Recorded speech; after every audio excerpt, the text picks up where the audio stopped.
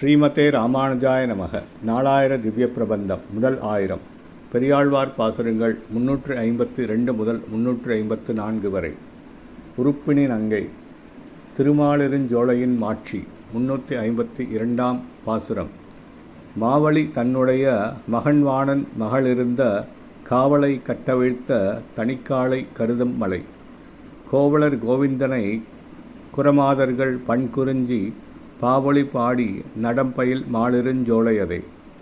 மகாபலி சக்கரவர்த்தியினுடைய மகன் வானாசுரனின் மகளாகிய உக்ஷை என்பவள் இருந்த கட்டுக்காவலை அக்காவலின் உறுதி குலையும்படி செய்த காளை ஒத்த கண்ணன் விரும்பி தங்கும் திருமாலிருஞ்சோலை மலையில் ஆயர்குலத்து தோன்றிய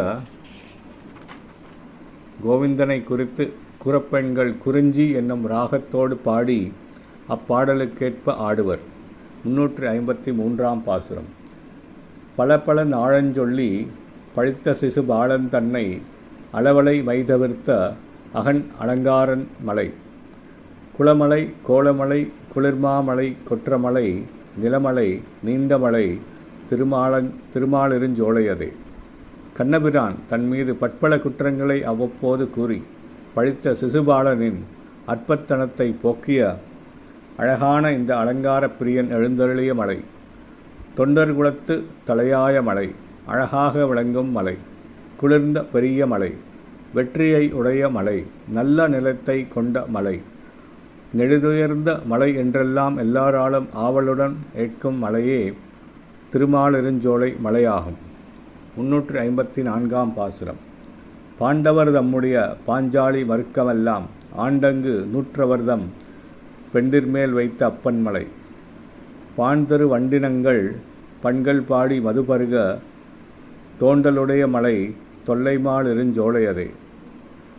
பாண்டவர்களின் மனைவி பாஞ்சாலி தேவி அடைந்த மனக்கலக்கங்கள் யாவற்றையும் அறிந்த எம்பெருமான் கண்ணபிரான் தன் மனதுக்கு ஏற்றுக்கொண்டு பாரத யுத்தம் நடைபெற்ற அந்த காலத்தில் துரியோதனதாதியர் நூற்றுவரின் அன்புடைய மனைவிமார்கள் அதே துன்பங்கள் அனுபவிக்க வைத்தான்.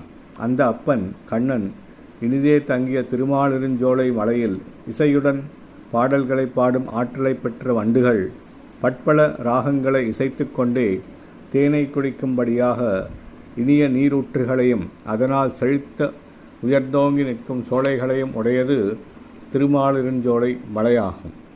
ஸ்ரீமதே ராமானுஜாய நமக.